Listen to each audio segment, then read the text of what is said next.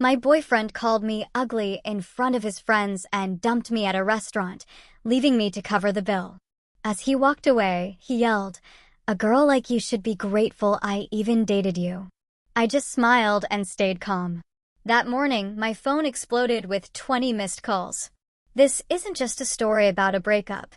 It's about a man who called me ugly in front of his friends, left me with a $200 dinner bill and a shattered heart. 3 days later, that same man was calling me, begging for mercy, his voice trembling with a terror I'd only just learned to wield. I remember staring at Mason Taylor's name flashing across my phone screen, my coffee growing cold in my trembling hands. The morning sun streamed through my apartment window, but all I could really see was the sheer panic in his last voicemail, left at 3 a.m. "Hazel, please, you have to call me back. Something's happening. Something's very wrong. The photos. How did you? Please, I'm begging you." I smiled then, a cold, sharp smile, and let it go to voicemail again. After all, a girl like me should be grateful for the entertainment, right? But how did I go from being the broken-hearted victim to the one holding all the cards? How did 3 days transform me from a woman crying over a cruel breakup into someone who could make Mason Taylor, the man who thought he was utterly untouchable, beg for mercy? The answer lies in what happened that night at Romano's restaurant. And more importantly, what I discovered about the man I thought I loved. Some secrets are buried so deep that when they finally surface, they don't just hurt, they destroy everything in their path. And Mason Taylor was about to learn that the quiet, ugly girl he discarded so carelessly had been hiding some very dangerous secrets of her own. 3 days earlier, I sat across from Mason at Romano's, the upscale Italian restaurant where we'd had our first date 2 years ago. The bitter irony wasn't lost on me, even though I didn't know it yet, that he'd chosen the same place to end things. "You look beautiful tonight," he said, but his eyes were already scanning the room, clearly looking for someone more interesting than his girlfriend of 24 months. I wore the emerald green dress he'd bought me for Christmas. My auburn hair fell in soft waves around my shoulders, and I'd spent an hour perfecting my makeup. I thought I looked good. More than that, I thought he'd think I looked good. God, I was so incredibly naive. "Thank you," I whispered, reaching across the table to touch his hand. His skin felt cold, distant. "Mason, is everything okay? You seem different lately." He pulled his hand away abruptly, signaling the waiter for another whiskey. His third. "Everything's fine, Hazel. Can't a guy take his girlfriend out for dinner without getting the third degree?" His words stung, a familiar sharp jab to my heart, but I pushed the feeling down. Mason had been stressed with work lately, or so he told me. His marketing firm was demanding, and I understood pressure. I worked 60-hour weeks at the hospital as a trauma nurse. I knew about stress. I didn't mean, "Hey, Mason." I turned to see 3 men approaching our table. I recognized them immediately. Jake Charles, Mason's college roommate, with his perfectly styled blonde hair and expensive suits. Trevor Banks, who worked at the same marketing firm and always made uncomfortable jokes. And Ryan Mitchell, the one who never remembered my name despite meeting me dozens of times. Guys, Mason's entire demeanor changed. His face lit up like someone had plugged him into an electrical outlet, the warmth he rarely showed me now spilling out for them. "What are you doing here?" "We were just finishing up dinner with some clients," Jake said, his eyes barely acknowledging my presence. "Mind if we join you for a drink?" I wanted to scream, yes, I mind. This was supposed to be our night. We hadn't had a proper date in weeks, and I'd been looking forward to reconnecting, to feeling like his girlfriend again. But Mason was already pulling out chairs before I could even object. "Of course. Hazel, you remember the guys?" "Hi," I said softly, managing a small, pathetic wave. Trevor nodded absently. Ryan looked right through me. Jake, at least, had the courtesy to smirk. The next hour was absolute torture. They talked about work, about people I didn't know, about sports I didn't follow. Every time I tried to contribute to the conversation, one of them would interrupt or change the subject. Mason just laughed at their jokes. Jokes that weren't funny, jokes that were sometimes cruel, jokes that made me shrink further and further into my chair. Then, Trevor leaned back, eyeing me with a look I couldn't quite decipher. So, Mason, he said, when are you going to upgrade? The table went quiet. Mason's whiskey glass paused halfway to his lips. What do you mean? His voice was carefully neutral, but I felt a cold dread begin to coil in my stomach. Come on, man. Jake jumped in, his voice lowering to what he probably thought was a whisper, but wasn't. You know what we mean. You're successful. You're good-looking. You've got that new promotion coming up. Don't you think it's time for an adjustment? My blood turned to ice water. They were talking about me, right in front of me, like I wasn't even there. Guys, Mason said, but there was no conviction in his voice. No anger, no defense of the woman he supposedly loved. I mean, look around this place, Ryan said, gesturing broadly at the elegant restaurant filled with beautiful couples. Look at the caliber of women here. Don't you want someone who fits? I stared at Mason, waiting for him to tell them to stop. Waiting for him to defend me. Waiting for him to remember that he'd once told me I was the most beautiful woman he'd ever seen. That he loved my smile, my laugh, the way I got excited about old movies and rescued stray cats. Instead, Mason drained his whiskey and set the glass down with a sharp clink. You know what? He said, his voice growing stronger with each word. You're right. The restaurant noise faded to a dull buzz. My heart stopped beating. The world tilted sideways. Mason. My voice came out as barely a whisper. He turned to look at me then, and I saw a stranger. The warm, kind man I'd fallen in love with was gone, replaced by something cold and calculating. His dark brown eyes, the ones I'd once lost myself in, looked at me like I was something distasteful he'd found on the bottom of his shoe. Hazel, this isn't working anymore. What? What do you mean? The three men leaned back in their chairs like they were settling in to watch a show. Jake actually smiled. I mean us. This. Mason gestured vaguely between us. I'm moving up in the world, and I need someone who can move up with me. Someone who fits the image I'm trying to create. Image. I felt like I was drowning. Mason, I don't understand. What image? What are you talking about? Look, Hazel. He sighed like this conversation was tedious, like breaking up with me was just another item on his to-do list. You're a nice girl. You're adequate, but let's be honest here. The word adequate hit me like a physical blow. Let's be honest about what? Mason looked around the table at his friends, who were all nodding encouragingly. Drawing strength from their approval, he sat up straighter and looked me directly in the eyes. You're not pretty enough for where I'm going in life. The words hung in the air like smoke. I felt. Every person at nearby tables turned to look at us. Felt their pity and curiosity burning into my skin. Mason, please don't do this, I whispered. Not here. Not like this. When would be a good time, Hazel? When would be the right time to tell you that you're just not enough? Trevor snorted. Damn, dude. Harsh, but necessary. Jake added, sometimes you have to be cruel to be kind. You want to know the truth? Mason continued, his voice getting louder. Other diners were definitely staring now. The truth is that I've been embarrassed to be seen with you for months. My colleagues asked me about my girlfriend, and I make excuses not to bring you to company events because you don't fit. You don't belong in my world. Each word was a knife between my ribs. I gripped the edge of the table so hard my knuckles turned white. Mason, stop. Please. You work in a hospital, dealing with blood and vomit all day. You drive a 10-year-old Honda. You shop at discount stores and think all you can eat is fine dining. And you. He paused, looking me up and down with disgust. You're just not attractive enough to make any of that worth overlooking. Ryan whistled low. Jesus, Mason. What? She needs to hear this. She needs to understand reality. I felt tears threatening, hot and stinging, but I refused to cry in front of them. I refused to give them that satisfaction. So that's it? I managed to ask, my voice a broken whisper. 2 years, and that's it? 2 years too long, Mason said, standing up and pulling out his wallet. He threw a $20 bill on the table. That should cover my drinks. You can handle the rest, right? Consider it a farewell gift. The dinner bill was over $200. I was a trauma nurse, not a brain surgeon. $200 was groceries for 2 weeks. Mason, I can't afford. You'll figure it out, he said, already putting on his jacket. You always do.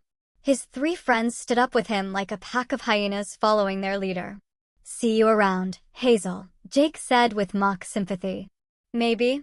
They started walking toward the door, laughing and talking like they hadn't just destroyed a human being. Like they hadn't just taken 2 years of my life and thrown it in the garbage. But Mason wasn't done yet. As they reached the restaurant entrance, he turned back and raised his voice, loud enough for half the restaurant to hear. "A girl like you should be grateful I even dated you for as long as I did." The laughter that followed them out the door echoed in my ears like gunshots. I sat there in the suddenly too quiet restaurant, surrounded by strangers, pitying stares burning into my own humiliation.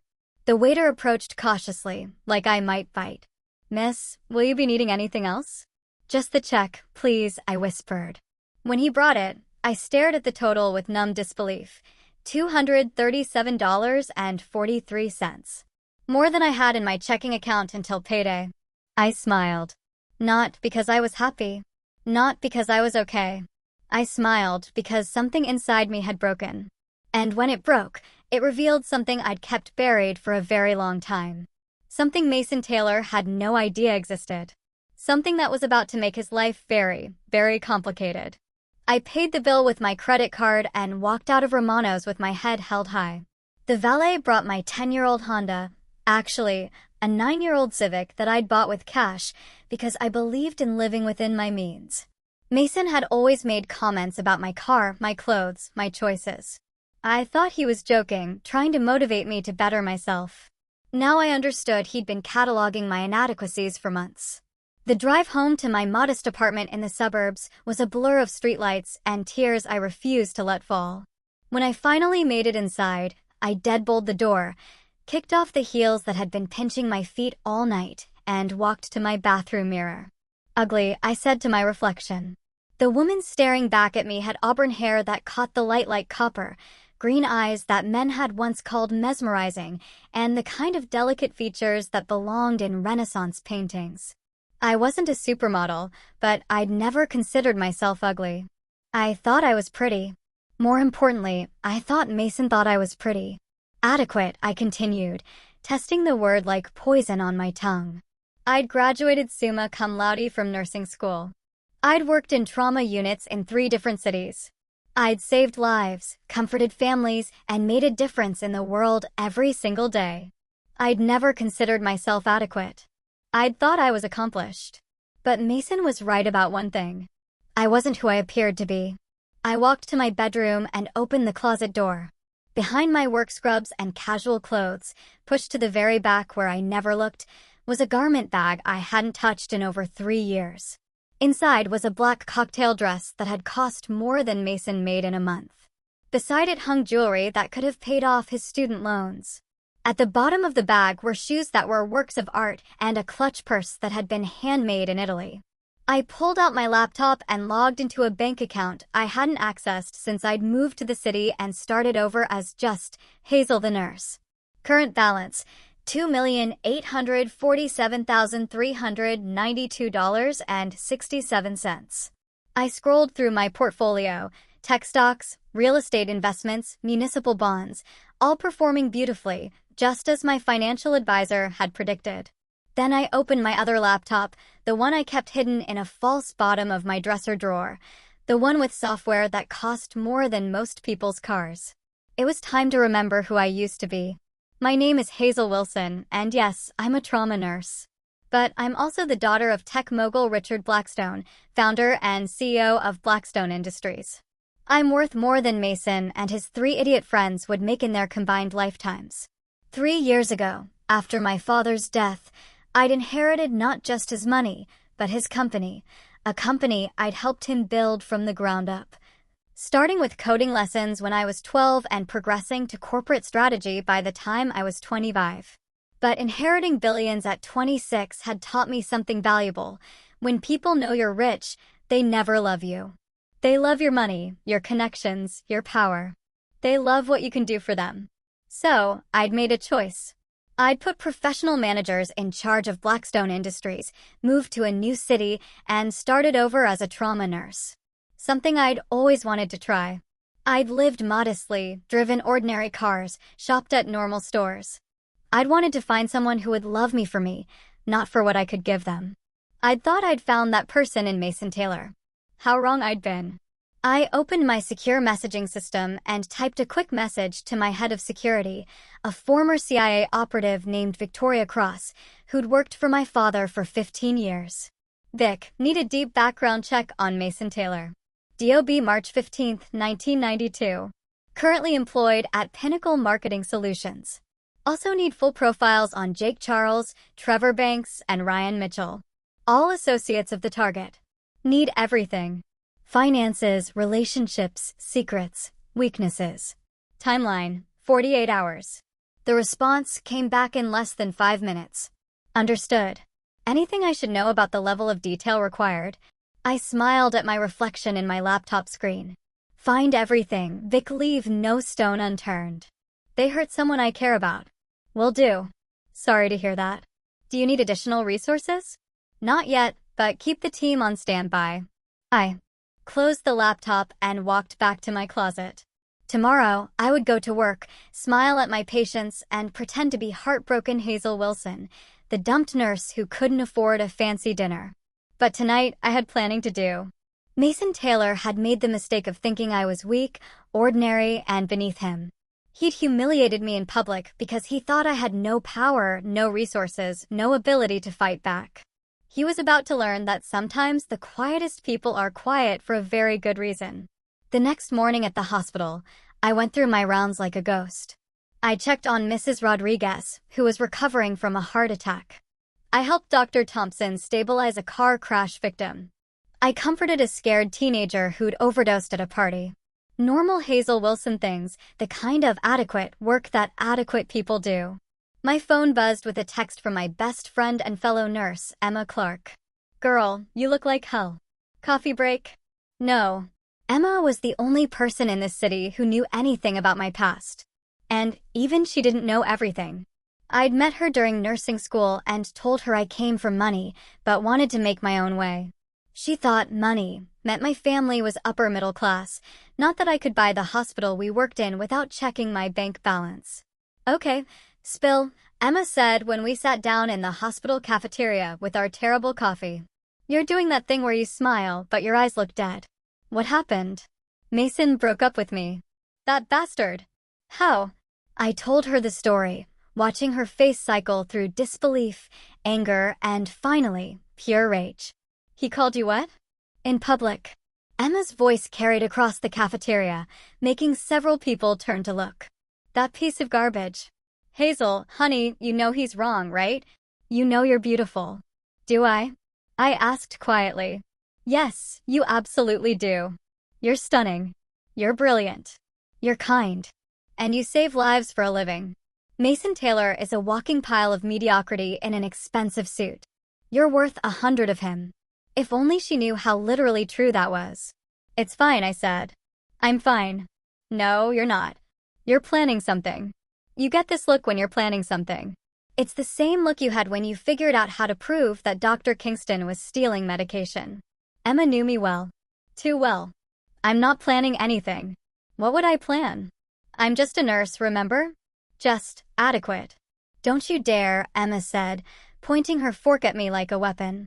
Don't you dare let that jerk make you believe you're anything less than amazing. My phone buzzed. A message from Victoria Cross, initial sweep complete. Meet tonight. Your place. 9 p.m. I typed back quickly, confirmed. Who's that? Emma asked. Wrong number, I lied smoothly. Listen, I should get back to work. Mrs. Rodriguez needs her medication adjusted. Hazel. Emma grabbed my hand. Promise me you won't do anything stupid. I know you're hurt, but don't let him turn you into someone you're not. I squeezed her hand and gave her my most reassuring smile. Don't worry about me, Emma. I'm going to be just fine. At exactly 9 p.m., Victoria Cross knocked on my apartment door. She looked exactly the same as she had 3 years ago, platinum blonde hair pulled back in a severe bun, sharp blue eyes that missed nothing, and the kind of understated elegance that came from years of operating in high-stakes environments. Hazel, she said, embracing me briefly. You look good. Civilian life agrees with you. Thanks, Vic. Come in. She set her briefcase on my kitchen table and opened it with practiced efficiency. I have to say, when you disappeared into suburban nursing life, I never expected to hear from you again. Your father would be proud, by the way. The company's stock price has increased 40% since you took over. The managers you recommended are excellent. They are, but they're not you. Victoria pulled out a thick file. Now, let's discuss why you want to destroy Mason Taylor. I didn't say I wanted to destroy him. Victoria gave me a look that could have frozen water. Hazel, I've known you since you were 16 years old. I know the difference between a routine background check and a nuclear option investigation. This is nuclear option. I sank into my chair. Tell me what you found. Mason Taylor is a textbook narcissist with delusions of grandeur and financial problems he hides well. Victoria opened the file with a flourish. On the surface, he looks good. Marketing manager at Pinnacle. Nice apartment, expensive clothes, drives a leased BMW. But dig deeper. She spread photos and documents across my table like she was laying out a hand of cards. His credit cards are maxed out. He owes $43,000 in student loans. His rent is 2 months behind, and he's been moving money between accounts to avoid overdraft fees. The expensive lifestyle? It's all smoke and mirrors. What about his job? Pinnacle Marketing is struggling. They've been laying people off quietly for 6 months. Mason's position is safe for now, but barely. And there's something else. Victoria's voice dropped. He's been embezzling. My blood went cold. What? Small amounts. 100 here, 200 there. He's been skimming from client expense accounts and billing personal charges as business expenses. I estimate he's stolen about $15,000 over the past year. Does Pinnacle know? Not yet. But they will, once someone knows where to look. Victoria smiled. The question is, do you want them to find out sooner rather than later? I stared at Mason's photo. He looked so confident, so smug. Even in a corporate headshot, his arrogance radiated through the camera. What about his friends? Jake Charles is drowning in gambling debts. Trevor Banks is having an affair with his boss's wife. Ryan Mitchell has a sealed juvenile record that would definitely affect his security clearance at his defense contractor job. How sealed? Let's just say it involves violence and leave it at that. I absorbed this information, feeling pieces of a plan clicking into place in my mind. Vic, I need you to do something for me. Name it. I want you to quietly tip off Pinnacle about Mason's embezzlement, but don't make it obvious. Make it look like routine accounting caught the discrepancies. Victoria nodded. Done. What else? Can you arrange for Jake Charles's gambling debts to be called in? All at once. Easily. His primary creditor is someone we've done business with. And Trevor's affair? I can make sure his boss finds out. Anonymously, of course. And Ryan's record? Victoria's smile was sharp as a blade. Let me worry about that. I walked to my window and looked out at the quiet suburban street. 3 days ago, I'd been just another woman trying to find love in a complicated world. Now, I was planning the systematic destruction of 4 men who thought they were untouchable. Are you sure about this? Victoria asked quietly. Once we start, there's no going back. These men will be ruined. I thought about Mason's voice carrying across Romano's restaurant. A girl like you should be grateful I even dated you. I thought about the laughter that followed. I thought about every woman who'd had their cruelty justified. They should have thought of that before they decided to humiliate someone they believed was powerless. Victoria began packing up her files. Consider it done. But Hazel, this is just the beginning. From what I found, Mason Taylor has made a lot of enemies. A lot of people would be very interested to learn about his financial situation and his creative accounting. After Victoria left, I sat in my quiet apartment and opened my laptop. I pulled up Mason's social media profiles, his LinkedIn, his company bio. In every photo, he looked successful, confident, happy. By the time I was done with him, all of that would be gone. But I wasn't interested in just ruining his life. That would be too simple, too clean. I wanted him to understand exactly how it felt to be humiliated in public. I wanted him to know what it was like when the whole world could see your shame. I wanted him to beg. And then I wanted him to know exactly who had brought him down. My phone rang at 3 a.m. Mason's name flashed across the screen. I let it go to voicemail. The plan was just beginning. The first domino fell on Tuesday. I was restocking medical supplies in the trauma unit when Emma burst through the doors, her eyes wide with excitement. Hazel, did you see the news about that marketing company? Pinnacle something. My hands never paused in their work, but my heart rate spiked. What news? Embezzlement scandal. Apparently, some manager was stealing from client accounts. They fired him and called the police. It's all over the local business news. I pulled out my phone and navigated to the local news website. There, in black and white, was the headline, "Local Marketing Manager Arrested for Embezzlement." Mason's corporate headshot stared back at me from the screen. The accused, Mason Taylor, 30, allegedly stole approximately $15,000 from client expense accounts over the past year. Pinnacle Marketing Solutions discovered the discrepancies during a routine audit and immediately contacted authorities. Taylor was arrested at his workplace Tuesday morning. I had to bite my lip to keep from smiling. Wow, I said, keeping my voice carefully neutral. That's terrible. Isn't that your ex-boyfriend? Emma asked, peering at my phone screen. Yeah, it is. Holy cow, Hazel. I mean, I know he was a jerk, but I never thought he was a criminal. You never really know someone, I murmured. The second domino fell on Wednesday. Victoria sent me a text with a link to a local gossip blog. Prominent defense contractor employee loses security clearance after juvenile record surfaces. Ryan Mitchell's photo accompanied an article detailing how his sealed juvenile record for assault had somehow found its way to the security office. Without his clearance, he couldn't do his job.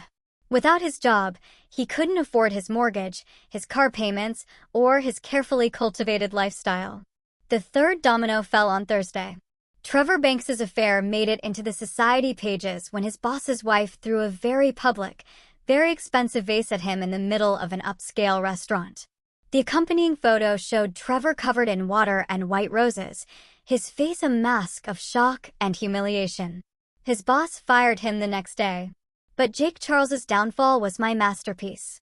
Victoria had arranged for all his gambling debts to be called in simultaneously on Friday morning. When Jake couldn't pay, his creditors made it clear that his kneecaps were on the line. Desperate, he did what desperate people do. He made terrible decisions. He tried to steal money from his own company. Unlike Mason, Jake was clumsy about it. He was caught within hours. And by Friday evening, he was in jail alongside his former friend. By Saturday morning, Mason's entire circle had collapsed. That's when he started calling me. The first call came at 6 a.m. I was making coffee, humming quietly to myself when my phone rang. Hazel, thank God you answered. Mason, I injected confusion into my voice. Why are you calling me? I thought you said. Look, I know what I said at the restaurant was wrong. I was drunk. I was showing off for the guys. I didn't mean it. You seemed pretty clear about what you meant. Please, Hazel. I'm in trouble. Real trouble. I've been arrested. I've lost my job and I need help. What kind of help? Legal help. Financial help. I can't afford a good lawyer.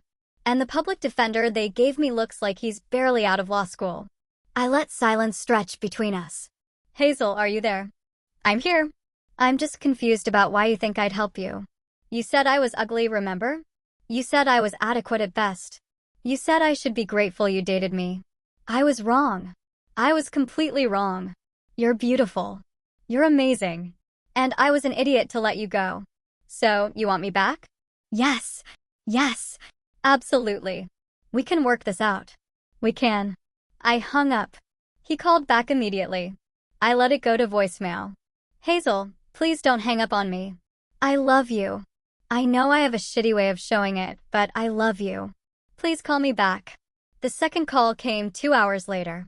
Hazel, something really weird is happening. It's not just me.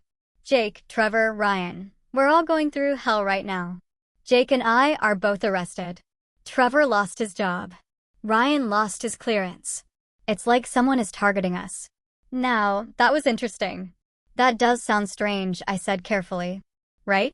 I mean, what are the odds? All 4 of us having disasters in the same week. Pretty low, I'd imagine. Exactly. Look, I know this sounds crazy, but I think someone is messing with us. Someone with serious resources. Like who? I don't know. A competitor, maybe? Or someone we pissed off. He was getting closer to the truth than I'd expected. Mason was stupid, but he wasn't completely oblivious. Mason, I think you're being paranoid. Sometimes bad things just happen, all at once to all of us. Come on, Hazel. You're smart. You see patterns at the hospital all the time. Doesn't this seem orchestrated to you?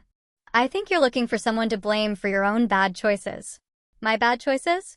Hazel, I didn't choose to have someone discover my financial irregularities. I was careful. Very careful. Maybe not careful enough. There was a long pause. You know what? You're right. I made mistakes and now I'm paying for them, but that doesn't change the fact that I need help. And you're the only person I trust. The only person you trust? Really? Yes. You're the only person who ever cared about me for me. Not for what I could give them. The irony was so thick I could have cut it with a knife. What exactly do you want from me, Mason? A loan.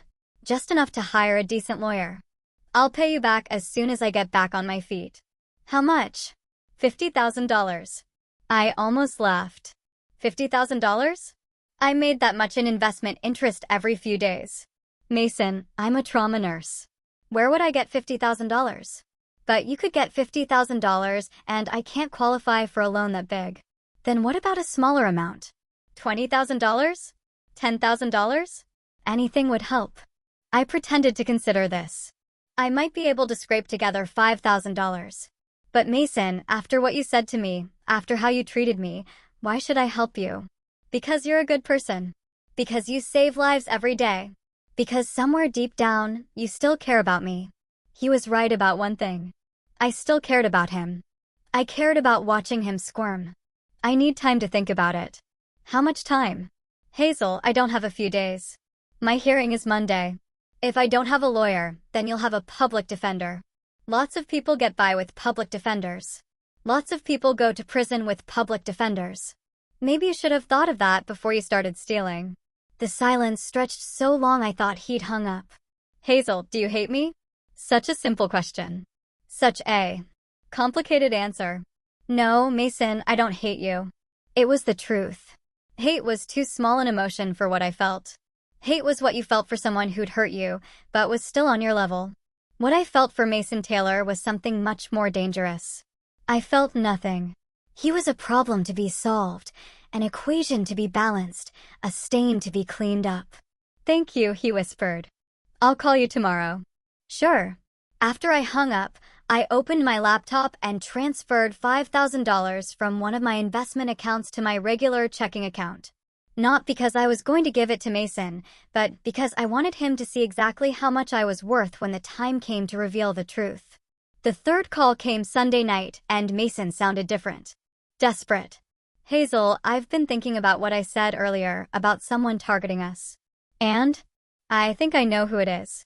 My blood turned to ice water. Who? Your family. What? Think about it. You told me your family had money, right? Not like rich, but comfortable. What if they found out what I said to you? What if they decided to teach me a lesson? I almost admired his intuition. He was completely wrong about the details, but he grasped the essential truth. Someone with resources was systematically destroying his life. Mason, my family doesn't have the kind of money or connections to do something like this. Are you sure? I mean, really sure? Because the timing is too perfect. I break up with you in the most public, humiliating way possible, and then within a week, my entire world falls apart. That's quite an ego you have there. You think my family cares enough about me to launch some kind of revenge plot? Don't they? The question hung in the air like a blade. Mason, you're being paranoid. My family barely has enough money to cover their own bills, much less hire private investigators or whatever you think they did. Then explain it. Explain how 4 successful guys all get destroyed in the same week. You weren't that successful, I said quietly. You just pretended to be. What's that supposed to mean? It means maybe the universe is just correcting an imbalance. Maybe you all got away with things for too long, and now the bill is coming due. That's not how the world works, Hazel. Isn't it?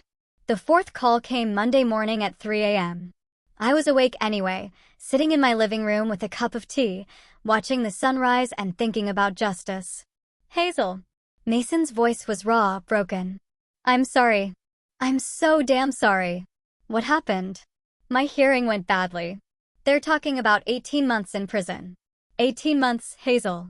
And that's if I plead guilty. I'm sorry to hear that. Are you really sorry? Because sometimes I wonder if you're happy about this. I took a slow sip of my tea. Why would I be happy about this? Because of what I said to you. Because I hurt you. Mason, I'm not the kind of person who takes pleasure in other people's suffering. It was mostly true.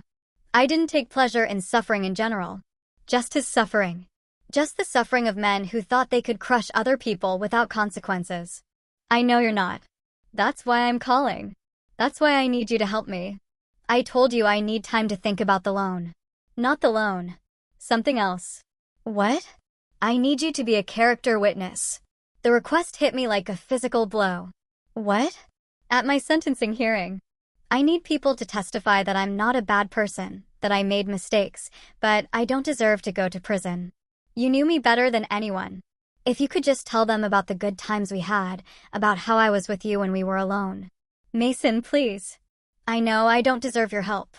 I know I was cruel and stupid and wrong about everything, but Hazel, if you could see me now, I'm broken. I'm completely broken. I could hear it in his voice. The arrogance was gone. The confidence was gone. The casual cruelty that had let him humiliate me in public was gone. All that was left was fear and desperation. It was the most beautiful sound I'd ever heard. I'll think about it, I said. Really? Really? Thank you. Thank you so much, Hazel. I promise you, if you help me get through this, I'll spend the rest of my life making it up to you. I'll be the man you deserved from the beginning. After I hung up, I sat in my quiet apartment and smiled. Mason Taylor thought he was manipulating me. He thought he could use my kindness, my love, my forgiving nature to save himself from the consequences of his own actions.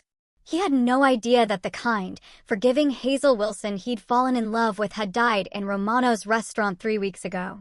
In her place was someone much more interesting, someone who understood that mercy was a luxury only the powerful could afford to give. And I was feeling anything but generous.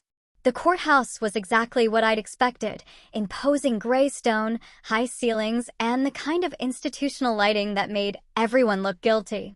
I sat in the back row of the courtroom, wearing a simple navy dress and my most innocent expression. Mason sat at the defendant's table with his overworked public defender, looking like a man who'd aged 10 years in 3 weeks. His expensive suits were gone, replaced by an ill-fitting gray ensemble that screamed borrowed from a relative. His perfectly styled hair was disheveled, and there were dark circles under his eyes. He looked, in other words, like a man who was finally facing reality. When the judge called for character witnesses, I stood up. Your Honor, I'd like to speak on behalf of the defendant. Mason's head whipped around, and the relief that flooded his face was almost painful to watch. He mouthed thank you at me, his eyes bright with unshed tears.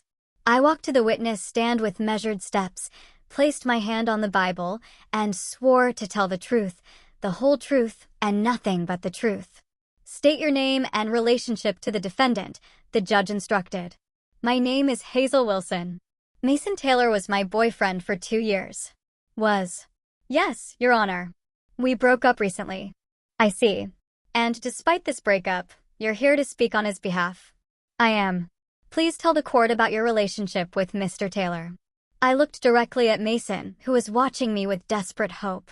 Your Honor, I met Mason 2 years ago, and I thought I knew him well. He could be charming, funny, and attentive when he wanted to be. He took me to nice restaurants, bought me gifts, and told me he loved me.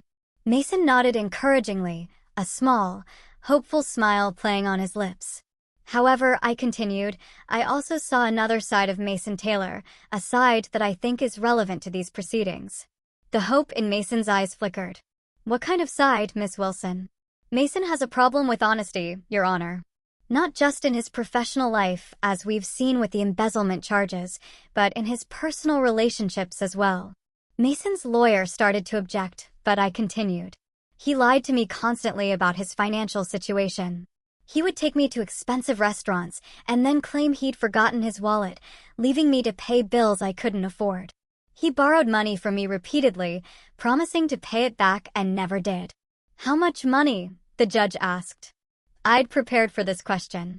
Over the past week, I'd carefully documented every dinner I'd paid for, every loan I'd given him, every expense he'd pushed onto me, while maintaining his illusion of success.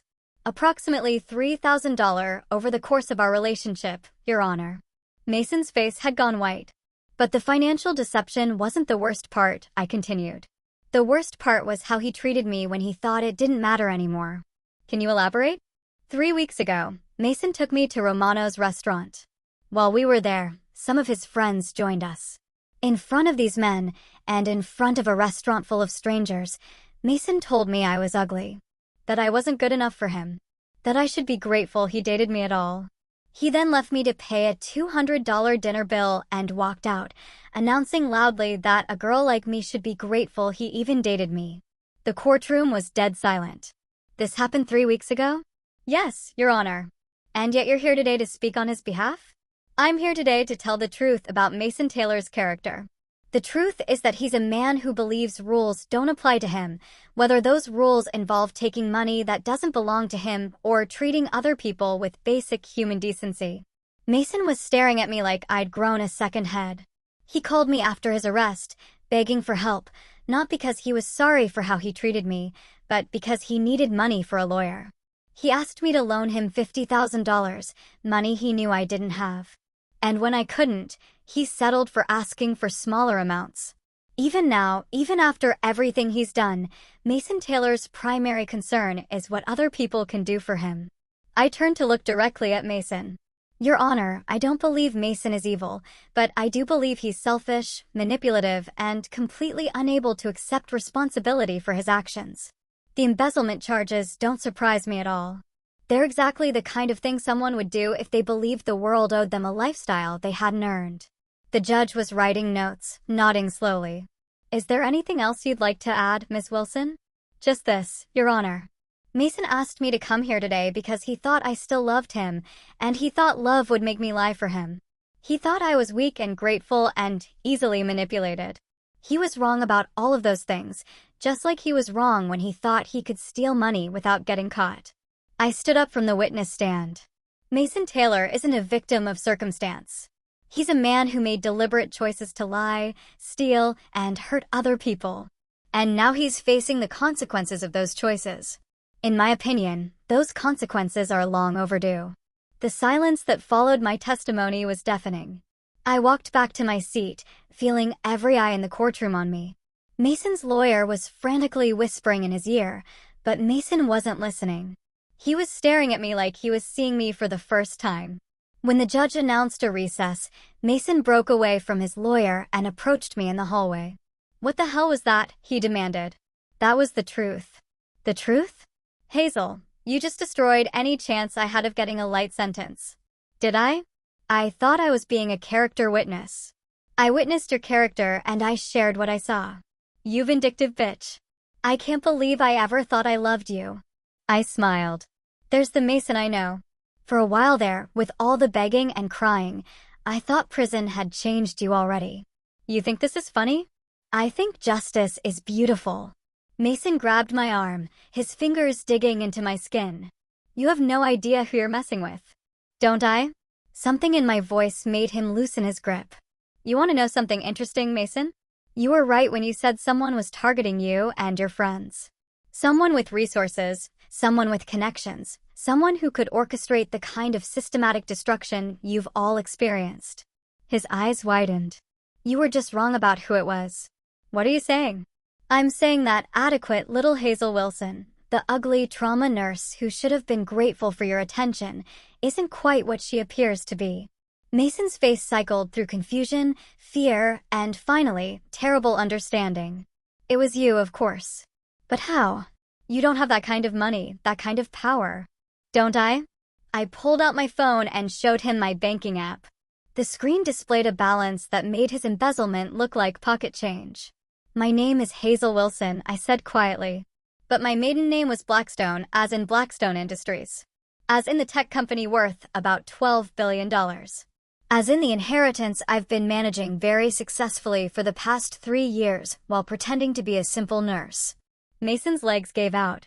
He slumped against the courthouse wall, staring at me like I was a ghost. You're rich. I am wealthy beyond your comprehension, Mason. I could have bought your entire company without noticing the expense. I could have paid your legal fees with my daily investment returns. I could have made all your problems disappear with a single phone call. Then why didn't you? Because you called me ugly in front of a restaurant full of people and left me to pay for dinner. The simplicity of it seemed to break something in his brain. That's it? That's why you destroyed my life? Because I was mean to you at dinner. You humiliated me in public because you thought I was powerless. You were wrong. Hazel, please. If you have all that money, if you have all that power, you can fix this. You can make this go away. Please, I'm begging you. Why would I do that? Because you loved me once. Because somewhere inside, the woman who loved me is still there. I studied his face, taking in the desperation, the fear, the complete collapse of everything he thought he knew about the world. You're right, I said finally. The woman who loved you is still here. Hope flashed across his features, but she died in Romano's restaurant 3 weeks ago when the man she trusted with her heart decided to destroy her in front of strangers for the entertainment of his friends. Hazel, the woman standing in front of you now, is someone else entirely. Someone who understands that mercy is a luxury, and forgiveness is a gift that has to be earned. What do you want? Tell me what you want, and I'll do it. I want you to go to prison, Mason. I want you to have 18 months to think about what it feels like when someone more powerful than you decides you're disposable. You can't be serious. I'm completely serious. But don't worry, I'm not completely heartless. I've arranged for you to have the best possible experience while you're incarcerated. What does that mean? It means I made some donations to the prison system. Donations that will ensure you have a private cell, good medical care, access to educational programs, and protection from the more dangerous inmates. Mason stared at me in horror. You're going to let me go to prison, but you're going to make sure I'm comfortable while I'm there? I told you I'm not evil. I just want you to have time to think. Think about what? Think about how it feels to be powerless. Think about how it feels when someone you trust betrays you. Think about how it feels to be dismissed and discarded by someone who thinks they're better than you. The bailiff announced that court was resuming. I have to go, I said. Good luck with your sentencing, Mason. As I walked away, I heard him calling after me. Hazel. Hazel, wait. We can work this out. We can. But I was already gone. Mason Taylor was sentenced to 18 months in federal prison. I wasn't in the courtroom when it happened. I was at work, helping Dr. Martinez stabilize a construction worker who'd fallen from scaffolding. But Victoria sent me a text with the news. Package delivered. Target acquired. Mission accomplished. That evening, I sat in my apartment with a glass of wine and reflected on the past month. For men who'd thought they were untouchable had learned otherwise. For men who'd believed they could humiliate someone without consequences had discovered they were wrong. But I wasn't done yet. 6 months into Mason's sentence, I received a letter. It was handwritten on prison stationery, and my name was written in careful block letters on the envelope. Dear Hazel, I know you probably don't want to hear from me, but I needed to write this letter. I've had a lot of time to think about what happened, about what I did, and about who you really are. You were right about everything. I was selfish, cruel, and completely blind to what I had. I treated you terribly because I thought you couldn't fight back. I thought you were weak and dependent and grateful. I was wrong about all of it. I've been thinking about something you said in the courthouse hallway. You said the woman who loved me died in Romano's restaurant. I think you're wrong about that. I think that woman was never really there at all. I think you've been playing a game since the day we met, and I was too stupid to realize it. I think you've been watching me, studying me, waiting for me to show you who I really was. And when I finally did, when I revealed exactly how shallow and cruel I could be, you decided it was time to end the game. I don't blame you for that. I would have done the same thing if I were smart enough and powerful enough to pull it off. What I can't figure out is why you dated me in the first place. With your money, your resources, your intelligence, you could have had anyone. Why me? Why waste 2 years on someone like me? I think it's because you were lonely. I think being that rich, that powerful, makes it impossible to trust anyone. Everyone wants something from you. Everyone has an angle. See, you tried an experiment. You pretended to be someone ordinary to see if you could find someone who would love you for who you were, not what you could give them. The experiment failed. I failed. I'm sorry for that, Hazel. Not just sorry I got caught. Not just sorry I'm in prison, but truly sorry that I proved you can't trust anyone. Sorry that I took your hope and crushed it in front of a restaurant full of strangers. You probably won't believe this, but I did love you. Not the real you. I never knew the real you, but I loved the woman you pretended to be. I loved your kindness, your dedication to helping people, your laugh when you watched old movies.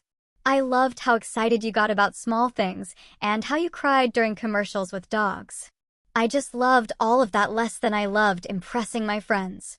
I don't know if the real Hazel Blackstone has any of those qualities or if they were all part of the performance. But if they were real, if any part of the woman I fell in love with was real, then I'm sorry I wasn't good enough for her. I'm not writing this to ask for forgiveness. I'm not writing this to ask you to get me out of prison early. I know I deserve to be here. And, honestly, prison is probably the safest place for me right now. Jake Charles is in the cell next to mine, and he's told me some interesting stories about what happened to Trevor and Ryan after they got out. Apparently, Trevor's wife left him and took half of nothing, which was still more than he deserved. And Ryan, well, let's just say that losing his security clearance was the least of his problems. Funny how many people have grudges against a guy who used to beat up kids when he was 16. I'm writing this because I want you to know that your experiment wasn't a complete failure. I did love you, as much as someone like me is capable of loving anyone. And I think somewhere under all that anger and calculation, you loved me too. Maybe that's enough. Maybe that's more than either of us expected to get. I hope you find someone worthy of the real you, whoever that is. I hope you find someone who sees your wealth and your power and your intelligence, and still loves the woman who rescues stray cats and cries at movies. I hope you're happy, Hazel. You deserve happiness more than anyone I've ever known. Mason, thank you for the private cell and the protection. You didn't have to do that. The fact that you did tells me that the kind woman I fell in love with was real, at least partly. That means something to me. I read the letter 3 times, then walked to my kitchen and poured myself another glass of wine. Mason Taylor was more perceptive than I'd given him credit for. He'd understood things about me that I'd barely understood myself. He was right about the experiment. I had been testing him, testing all of them, to see if genuine love was possible when money and power were removed from the equation. He was right about the loneliness, too. When you can buy anything, when you can solve any problem with a phone call, when people's entire demeanor changes once they learn your net worth, it becomes impossible to know who actually cares about you. But he was wrong about one thing. The woman he'd fallen in love with wasn't a performance. She was real. She'd been real when she'd nursed him through the flu. Real when she'd laughed at his terrible jokes. Real when she'd fallen asleep in his arms watching old movies. She'd been real right up until the moment he'd called her ugly in front of a restaurant full of strangers. Now she was gone. And in her place was someone harder, smarter, and infinitely more dangerous. I walked to my laptop and opened my secure messaging system. Victoria, I need you to arrange something for me. What do you need? Mason Taylor's sentence. I want it reduced to time served. There was a long pause before Victoria responded. Are you sure about that? He's only been in 6 months. You went to a lot of trouble to put him there. I'm sure. Can you make it happen? Of course. Any particular reason? He passed the test. What test? The final exam. I don't understand.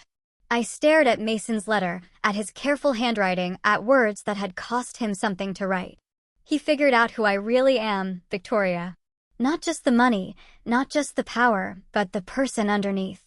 And he's genuinely sorry for what he did. Not because he got caught, but because he hurt someone he loved. So, you're going to forgive him? No. I'm going to free him. There is a difference. Hazel, make the arrangements. Vic Mason Taylor has learned his lesson. I was restocking medical supplies in the trauma unit when Emma burst through the doors with a familiar look of excitement. Hazel, guess who I saw at the coffee shop this morning? I didn't have to guess. I'd been expecting this conversation for weeks. Mason Taylor. Emma's face fell. How did you know? Lucky guess. How did he look? Honestly, terrible. I mean, not terrible, but different. Older, sadder. He asked about you. What did you tell him? I told him you were doing great, that you'd been promoted to head trauma nurse, and that you were dating someone new.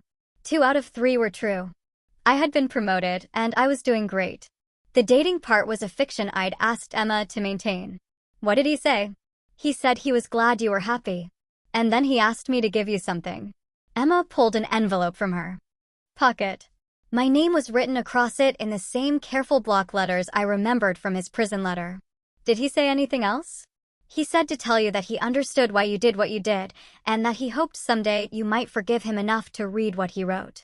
I took the envelope but didn't open it. Emma, what do you think I should do about Mason? Honestly, Hazel, I think you should stay as far away from him as possible. I don't care how sorry he is or how much prison changed him. What he did to you is unforgivable. And if he really has changed, then good for him.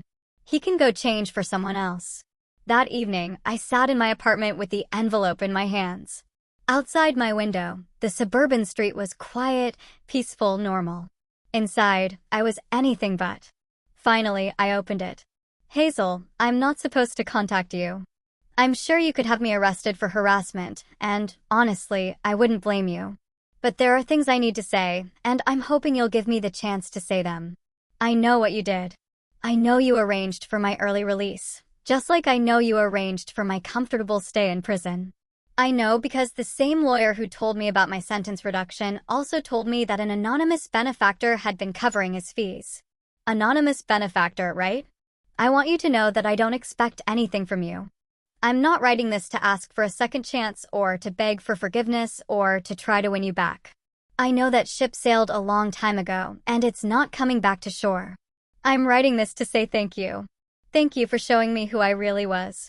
Thank you for holding up a mirror and forcing me to look at the ugly, selfish, cruel person I'd become. Thank you for teaching me that actions have consequences, even for people who think they're too smart or too charming to get caught. Most of all, thank you for showing me mercy when you had every reason not to. I spent 6 months in prison thinking about what you said in the courthouse. You said the woman who loved me died in Romano's restaurant. Maybe that's true, but if she's gone, I'm the one who killed her, and I have to live with that for the rest of my life. I'm different now, Hazel. Prison changes you, but more than that, understanding what I lost changes you. I know I can't prove that to you with a letter, and I'm not asking for the chance to prove it in person. I'm just telling you because I think you deserve to know. I'm working at a nonprofit now, helping people who are struggling with debt and financial problems. It doesn't pay much, but it feels good to use my marketing skills to help people instead of taking advantage of them. It feels good to wake up in the morning knowing I'm going to make someone's life better instead of worse. I'm also going to therapy twice a week. Dr. Rodriguez says I have narcissistic tendencies and an unhealthy need for external validation. She says it's going to take years of work to unlearn the patterns I've spent my whole life developing. I'm willing to do the work. I know none of this matters to you. I know you've moved on with your life, found someone who deserves the amazing woman you are. But I needed you to know that your experiment wasn't a complete failure. You wanted to find out if someone could love the real you. The answer is yes, I did love you, Hazel. Not perfectly, not unselfishly, but genuinely. The problem wasn't that you're unlovable. The problem was that I wasn't worthy of loving you. Maybe someday I will be. Not for you. I know that chance is gone, but for someone else, someone who won't make the mistakes I made. Thank you for everything, Hazel. Thank you for loving me when I didn't deserve it. Thank you for holding me accountable. And thank you for freeing me when I'd learned from it. I hope your life is everything you wanted it to be. Mason. I set the letter down and walked to my window. The street was still quiet, still peaceful, still normal. But something had changed inside me. For the first time in almost a year, I felt lighter, like a weight I'd been carrying had finally been lifted. Mason Taylor had hurt me, humiliated me, and betrayed me. But he'd also learned from it, grown from it, and become a better person because of it. Maybe that was enough. Maybe that was more than I'd expected when this whole thing started. I picked up my phone and typed a text message. Mason, I got your letter. I'm proud of the work you're doing, and I'm glad you're getting help. You're right that we can't go back, but I want you to know that I forgive you. Not for your sake, but for mine. Carrying anger is exhausting, and I'm tired of being angry. Be well, Hazel. I hit send before I could change my mind. His response came back within minutes. Thank you. That means more to me than you'll ever know.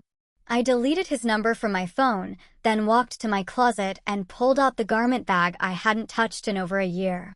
Inside were the expensive clothes, the designer jewelry, the symbols of a life I'd left behind when I decided to pretend to be normal.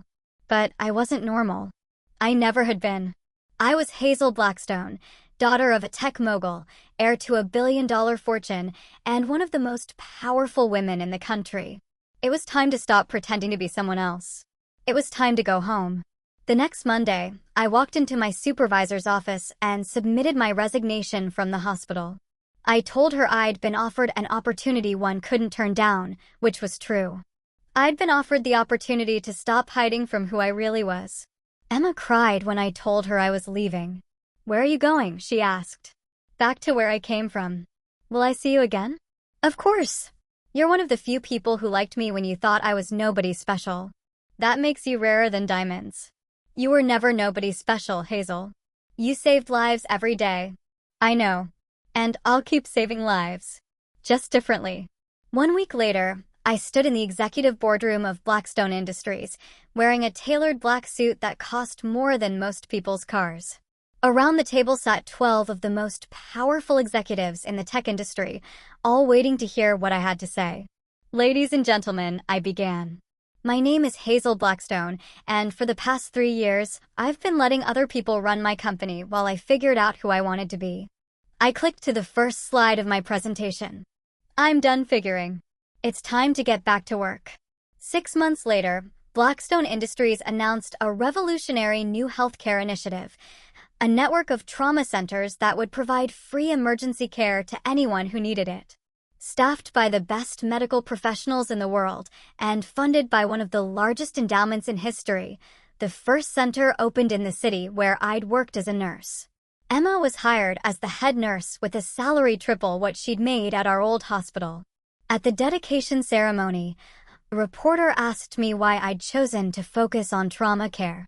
Because trauma changes people, I said. Sometimes it breaks them. Sometimes it makes them stronger. And sometimes it shows them who they really are. I believe everyone deserves the chance to heal from their trauma and become who they're meant to be. Is this initiative personal for you, Miss Blackstone? I thought about Mason Taylor, probably helping someone struggling with debt at his nonprofit job.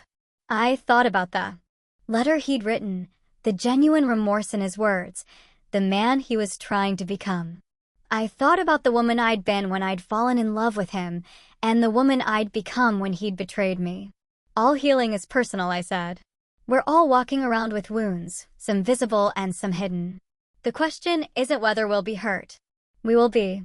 The question is what we choose to do with that hurt. And what did you choose to do with yours? I smiled at the camera, and for the first time in years, the smile reached my eyes. I chose to use it to help other people heal theirs. Later that night, alone in my penthouse apartment overlooking the city, I received a text from an unknown number, saw the news about your trauma centers. Incredible work. The world is lucky to have you. I stared at the message for a long time, then typed back, the world is lucky to have people willing to do better. Keep doing the work, Mason. It matters. Then I deleted the conversation and blocked the number. Some chapters of your life end with reconciliation. Some end with revenge. This one ended with something rarer, redemption. Not just for him, but for me too. Because the truth is, Mason Taylor hadn't just shown me who he really was that night in Romano's restaurant. He'd shown me who I really was too. I was someone who could love deeply, who could be hurt profoundly, and who could choose justice over vengeance when it mattered most. I was someone who could use power responsibly, who could turn pain into purpose, and who could build something beautiful from the ashes of betrayal. I was Hazel Blackstone, and I was finally ready to be her.